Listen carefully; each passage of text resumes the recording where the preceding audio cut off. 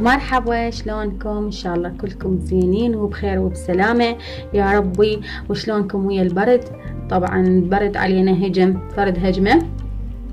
واليوم جيتكم بفيديو جديد، ماسك ومقشر للوجه بمواد سهلة وبسيطة ومتوفرة بكل بيت ان شاء الله يا ربي. عندي هنا المقشر، حبلش لكم بالمقشر. طبعا هذا الخلطة اللي حسويها للبنات وللشباب، واللي عندهم حساسية بشرتهم يعني تتحسس من الليمون ومن الطماطة، افضل يستخدمون الماسك. طبعا عندي هنا نص طماطية، هاي بالنسبة للمقشر. وعندي هنا شكر او سكر ابيض او عندكم بني بكيفكم، المهم شكر. طبعا هنا عندي ملعقة تقريبا او ملعقة ونص، بكيفكم قد تريدون تخلون حسب الكمية اللي تحتاجوها. طبعا عندي هنا طماطة. طبعا قبل ما ابلش خلوني اشرح لكم عنه شو يسوي وشنو فوائده. طبعا يبيض الوجه ويوحد الوجه ولون البشرة. طبعا مثلا اكو اماكن تصير داكنة واكو اماكن فاتحة، فهذا المقشر راح يوحد اللون، وطبعا يغلق المسام الواسع ويبيض البشرة ويعطيها نضارة حلوة، وبها فيتامينات كلش هواية. الطماطة تفيد البشرة ومغذية بنفس الوقت. فاحنا نسوي الماسكات بانواعها حتى تستفاد بشرتنا من كل الفيتامينات اللي تحتاجها.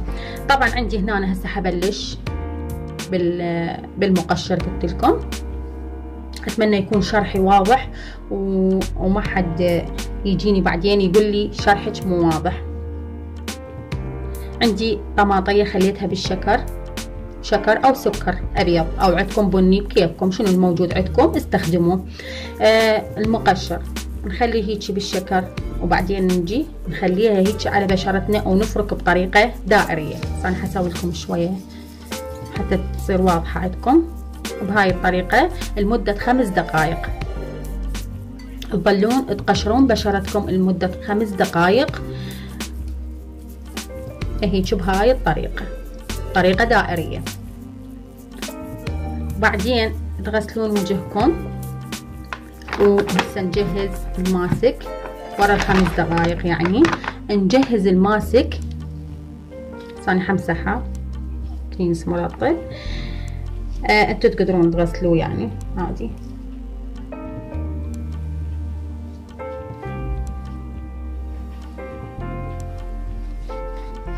هسه هاي وخرته من ايدي.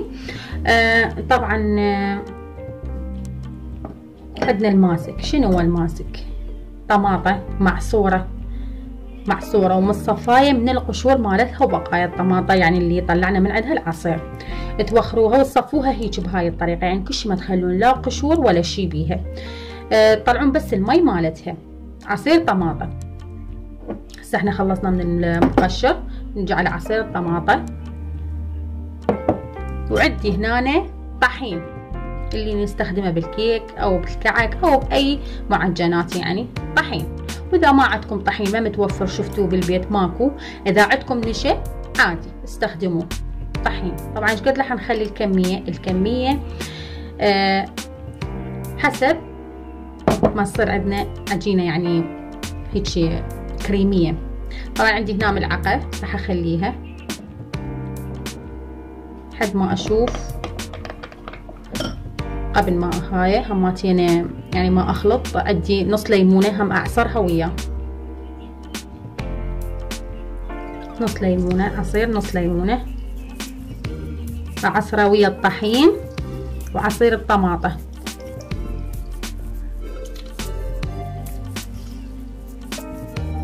ها هي هيجي، وراح اخلط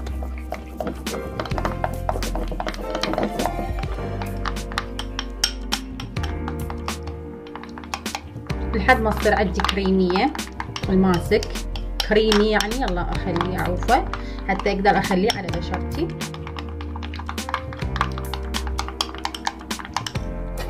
طبعا شوية احتاج بعد ملعقة شاي.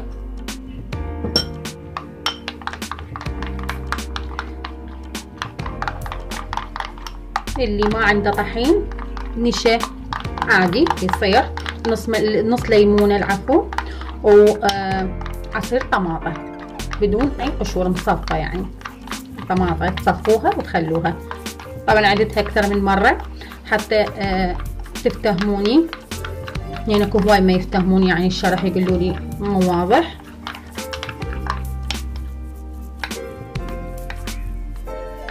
طبعا بعد شوي وانا اخلي حتى تصير كريمية اكثر بعد ملعقة.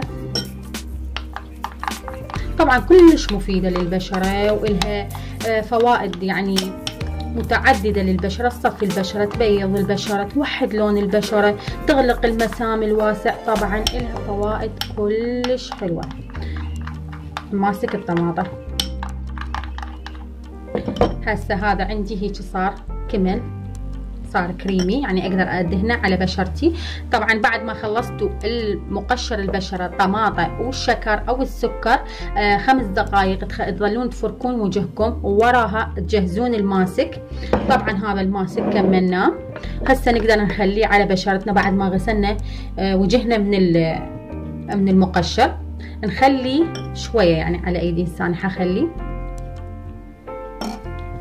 هيك تخلوه على بشرتكم المدة تقريبا 20 دقيقة. 20 دقيقة تخلوه على وجهكم ماسك الطماطة، ووراها تغسلون وجهكم بمي فاتر. بعدين تخلون هم تشطفون وجهكم ورا ما تكملون بمي فاتر، شوية بمي بارد. ادري دنيا شتاء وباردة وحتقولوا لي باردة، بس يلا ما يخاف تحملوا. وبالنسبة للبشرة الدهنية تجيبون مكعب ثلج، ادري باردة مكعب ثلج وتمشوه على بشرتكم للبشرة الدهنية. اما للبشرة الجافة رشة مي ورد، للبشرة الجافة رشة مي ورد فقط على وجهكم ورا ما تغسلوه. وها هي. ولليوم انتهى فيديو اليوم، واتمنى يعجبكم. واذا عجبكم لا تنسوني باللايك والاشتراك وفعلوا الجرس حتى يجيكم كل شيء جديد. واحب اضيف شيء للبشرة الحساسة اللي عندهم حساسية من الطماطة ومن الليمون، اتمنى ما يستخدمون الماسك. ولهنا وانتهى الفيديو، مع السلامة.